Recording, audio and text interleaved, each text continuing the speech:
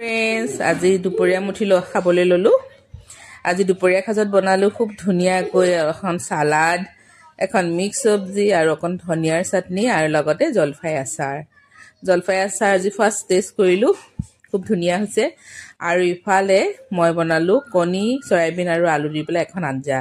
এতিয়া খাবলৈ ললো দেই।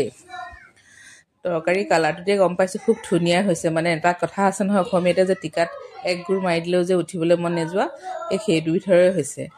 গতিকে আপোনালোকক এদিন খুৱাম বাৰু, দেখাইহে আছো নহয় জানো। খাই চালে গম পাব খানা কেনেধৰণে মই বনাওঁ। বিৰাটেই ধুনীয়া হৈছে। গতিকে আপোনালোকক দেখালো মইনো কি খালো।